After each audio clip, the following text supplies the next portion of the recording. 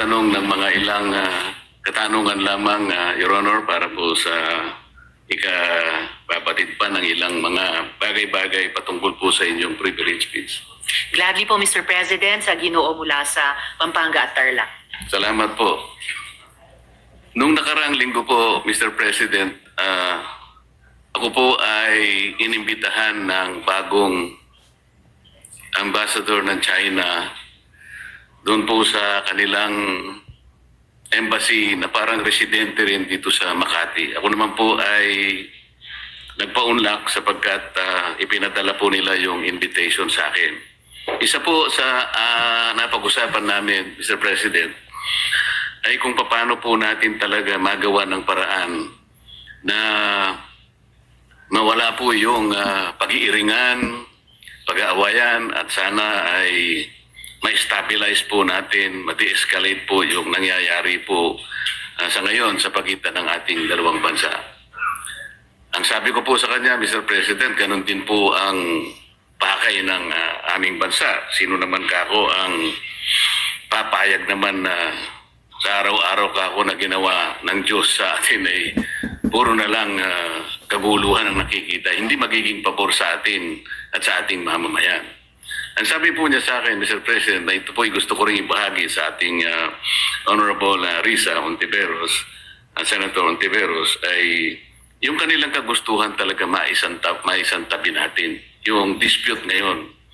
Ang sabi ko sa kanya, bakit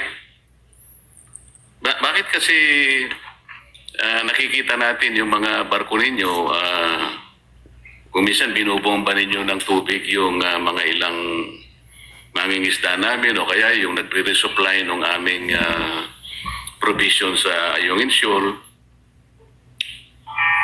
Hindi ba natin may iwasan yun? Sabi kong gano'n sa kanya. Alam mo, sabi niya, Mr. President, nung panahon ng dating Pangulo, ginawa na natin yun. We have a relative peace nung panahon na yun. Ang problema sa ngayon ay maski ikaw, makikita mo naman, binanggit niya po yung nangyari sa ginawa yata ng spokesperson ng Coast Guard. At ng Task Force West Philippine Sea. O yun po, na Mabuting Ginoo. sana naman ay pakaiwasan din natin yung gano'n. Sapagkat kung negative naman yung nakikita rin namin, hindi na naman po pwedeng hindi naman kami sumagot sapagkat ang ginawa naman nila ay they depicted our president in a very negative manner. 3 cartoons yun na siyempre Pangulo namin yun, hindi naman pwedeng hindi namin sansalain o sabihin man lang sa inyong pamahalaan. Wag naman, ang itatanong ko po sa inyo, Your Honor, si Ginoong Tariela po ba ang ating official na tagapagsalita kung pag-uusapan ay ang relasyon ng ating bansa sa ibang mga bansa, particular na yung China? Salamat, Mr. President, at sa mabuting Ginoo mula sa Pampanga at Tarlac. Sa pagkakaalam ko po, Mr. President, si Commodore Tariela ay spokesperson ng Task Force West Philippine Sea na binuo po batay sa polisiya ng buong gobyerno natin ng whole of government approach sa ganitong kahalagang usapin foreign policy. At dala po niya yung updated na dokumentasyon ng ating mga kung may positibo at unfortunately mas maraming negatibong mga engagements ng gobyerno ng China sa ating karagatan, lalo na yung paghaharas po sa mga barko at mga ibang vessels ng Philippine Navy at Philippine Coast Guard, yung pagkait po sa ating mga mangingisda ng access sa kanilang kabuhayan sa traditional na fishing grounds natin, yung pag-i-interest din po nila sa ating mga gas and oil reserves sa ilalim ng ating karagatan. At sa lahat po, so far, nang nasaksihan ko pong mga pananalita ni Commodore Tariela, batid ko po ang kanilang taguyod talaga sa pambansang interes ng ating bansa. Partikular dun sa incident na tinanong ng good gentleman mula sa Pampanga at Tarlac. Nagsasalita si Commodore Tariela sa isang forum sa isa sa mga kolehiyo sa ating mga pamantasan at ipinakita niya kung paano kumikilos ang gobyerno ng China led by the Chinese Communist Party at kanilang kasalukuyang presidente. Kung pagpapakita lamang po ng visuals para gawing mas dramatic o graphic para sa mga estudyante, aba po, matagal na pong nanguna ang gobyerno ng China sa ating bansa at sa ating gobyerno, pati po sa iba't ibang mga opisyal ng ating gobyerno. For at least 1 decade, Mr. President, ang mga opisyal na pahayagan ng gobyerno ng China ay nagpapakita ng mga visuals din, and overwhelmingly, derogatory po ang kanilang mga ipinapakita. Nilalarawan ang presidente ng Pilipinas bilang isang megaphone lamang ng ibang bansa, dinodrawing na parang marionettes lang ang ating bansa at ating mga Navy at Coast Guard vessels ng interes ng iba pang dayuhang bansa. Wala pong ipinapakitang respeto at tahasang pambabastos sa ating gobyerno.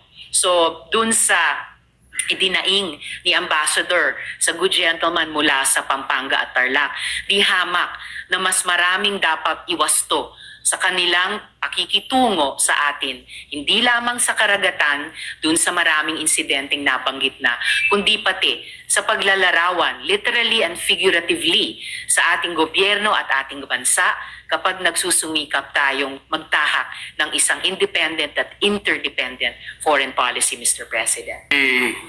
Second guess, because on the basis of our experience as a practicing lawyer, Mr. President, ito pong ganitong klaseng desisyon, talaga pong wala na pong kaduda-duda na kahit po mag-file pa tayo ng motion for reconsideration. We are hoping against hope. It is as if we are wishing for the moon. Palagay